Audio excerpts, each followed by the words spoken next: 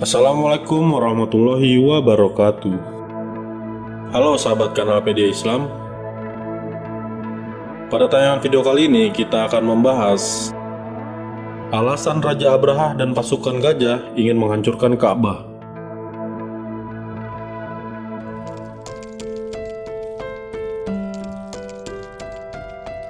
Penduduk Mekah melalui pemimpin mereka Abdul Muthalib mendapat kabar bahwa kota tempat berdirinya Ka'bah tersebut hendak diserang oleh Raja Abraha dan pasukan bergajahnya. Pasukan yang akan menyerbu kota Mekah saat itu dikenal sangat kuat. Kedatangan mereka tidak lain untuk menghancurkan Ka'bah yang senantiasa dimuliakan oleh penduduk Mekah. Pasukan biadab itu berasal dari negeri Yaman yang berada dalam kekuasaan Abyssinia atau yang sekarang disebut Ethiopia.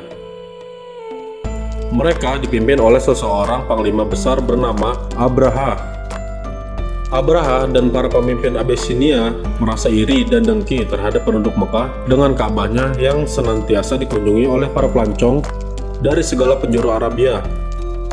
Perasaan dengki inilah yang melatar belakangi maksud dari tindakan terkutuk tersebut. Abraha dan para pemimpin Abyssinia menginginkan agar tempat ziarah itu berada di Yaman, bukan di Mekah. Akhirnya mereka membangun gereja megah di Sana'a yang diberi nama Al-Qolis dengan harapan dapat menjadi tempat ibadah haji terbesar di seluruh Arab atau bisa menyaingi Mekah. Hal ini mengundang kemarahan suku yang tersebar di Hijaz dan Najd. Seseorang dari suku Kinanah yang punya hubungan nasab dengan Quraisy meruntuhkan gereja itu. Setelah mendengar itu, Abraha geram dan bersumpah meratakan Ka'bah. Abraha yang sudah menghiasi rumah sucinya sedemikian rupa berhadapan dengan kenyataan. Orang-orang Arab hanya berniat ziarah ke Mekah. Mereka menganggap ziarah tidak akan sah jika tidak ke Ka'bah. Abraha kemudian mengambil keputusan menyerang Mekah. Dia sendiri tampil paling depan di atas seekor gajah besar. Tetapi usaha mereka tidak membuahkan hasil karena magnet Ka'bah masih ampuh untuk menarik para pelancong mengunjunginya. Maka api kedengkian pun kian menyulut ubun-ubun mereka tak terbendung lagi. Dengan dipimpin langsung oleh Abraha, pasukan besar dari Yaman dengan sebagian besar mengendarai gajah berbaris untuk menyerbu kota Mekah sekaligus menghancurkan Ka'bah. Ketika Abraha dan pasukannya tiba di daerah Mukhamas, dekat dengan kota Mekah, mereka pun singgah sejenak untuk beristirahat. Abraha mengirimkan seorang utusan kepada Abdul Muthalib, pemimpin kota suci yang amat dicintai penduduknya itu, untuk memberitahukan bahwa mereka akan menghancurkan Ka'bah. Mengetahui hal itu, Abdul Muthalib dan rakyatnya tidak bisa berbuat banyak karena pasukan Abraha yang sangat banyak dan sangat kuat. Dengan perasaan sedih bercampur takut, satu persatu penduduk Mekah meninggalkan tanah kelahirannya menuju bukit-bukit yang mengelilingi kota itu untuk bersembunyi. Abdul Muthalib sendiri sebelum pergi ia menyempatkan untuk pamit terlebih dahulu ke Baitullah. Di sana Abdul Muthalib berdoa seraya menyerahkan pemeliharaan Baitullah sepenuhnya kepada pemiliknya sendiri, yaitu Tuhan yang Maha Perkasa. Doanya itu diuntaiannya dalam sebuah syair dengan sangat memelas. Wahai Tuhanku, tidak ada yang kuharapkan selain darimu. Wahai Tuhanku, selamatkanlah rumahmu dari serangan mereka. Sesungguhnya mereka yang akan merusak baitmu adalah musuhmu. Doa Abdul Muthalib yang tulus dan amat bersungguh-sungguh itu kiranya dikabulkan oleh Allah Subhanahu wa Ta'ala. Sebelum tentara Abraham menjamah Ka'bah, mereka telah disambut oleh gerombolan burung ababil yang melemparkan bebatuan sampai mereka binasa bagaikan dedaunan yang dimakan ular. Peristiwa ini diabadikan oleh Al-Quran, surat Al-Fil ayat 1-5. Di tengah peristiwa penyerangan yang dilakukan oleh pasukan gajah tersebut, lahirlah seorang anak laki-laki dari pasangan Abdullah bin Abdul Muthalib dan Aminah binti Wahab.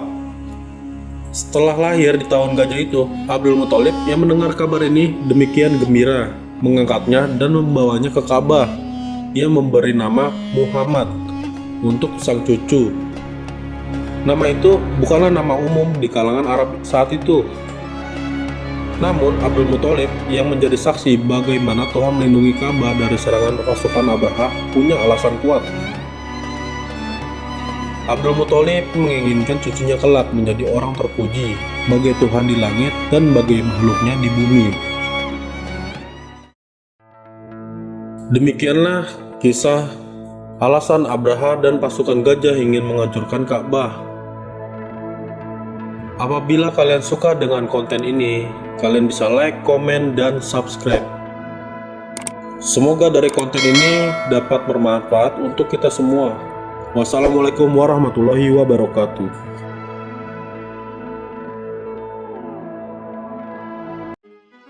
Assalamualaikum warahmatullahi wabarakatuh. Halo semuanya. Kisah legenda tinju Mike Tyson mendapatkan hidayah. Mike Tyson, seorang petinju yang dikenal dengan julukan si leher besar itu, sangat digemari banyak orang di masa kejayaannya. Setelah legenda tinju Muhammad Ali meninggal, sebuah pertarungan tinju dunia kelas berat meredup. Maka Tysonlah yang membangkitkan semuanya. Ternyata seorang Tyson sendiri memiliki masalah jenggotan. Namun di saat bulan suci Ramadan datang, Tyson menampilkan sisi lain dari hidupnya yang penuh kasih dan cinta. Tyson juga tak segan membagikan ceritanya mendapat hidayah dari penjara. Untuk kalian yang ingin tahu informasi selanjutnya, langsung saja mampir ke channel YouTube kami, Kanal Dunia Islam. Assalamualaikum warahmatullahi wabarakatuh. Halo sahabat kanal PD Islam, kali ini kita akan menjelaskan tentang Nabi Nuh alaihi salam. Nabi Nuh alaihi salam terkenal dengan kisah kapal untuk mengarungi banjir besar. Namun, di luar bahteranya, ada banyak hikmah dan pelajaran yang dapat dipetik dari kisah Nabi Nuh. Nabi Nuh adalah nabi ketiga yang patut diimani setelah Nabi Adam alaihissalam dan Nabi Idris alaihissalam. Nuh merupakan keturunan ke-9 dari Nabi Adam. Nama Nuh berasal dari bahasa Syria yang berarti bersyukur. Nabi Nuh juga mendapatkan gelar dari Allah SWT sebagai Abdu Syakur. Gelar itu berarti hamba yang banyak bersyukur sesuai dengan surah Al-Isra ayat 3. Demikianlah informasi ini kami sampaikan. Untuk tahu sejauh lebih dalam kisahnya, yuk langsung aja pindah ke channel YouTube kami, Kanal Pedia Islam. Assalamualaikum warahmatullahi wabarakatuh. Halo semuanya. Negara dengan pertumbuhan populasi muslim tercepat. Negara muslim saat ini yang diproyeksikan sebagai negara populasi muslim terbesar pada 2030 adalah Pakistan. Namun di benua India, ada negara yang populasi muslimnya juga diprediksikan meningkat, yaitu meski minoritas di sana, India. Pertumbuhannya hingga 16% pada 2030. Di antara populasi muslim yang tumbuh paling cepat di kawasan Asia Pasifik adalah Selandia Baru dan Australia. Keduanya didorong masuknya imigran baru. Sementara Afghanistan juga meningkat, hanya bedanya didorong tingkat kesuburan yang lebih tinggi dari rata-rata negara muslim lainnya. Amerika, Kanada, Argentina, Rusia, Cina, dan Israel. Untuk kalian yang ingin tahu informasi selanjutnya, yuk langsung saja mampir ke channel YouTube kami, Kanal Dunia Islam.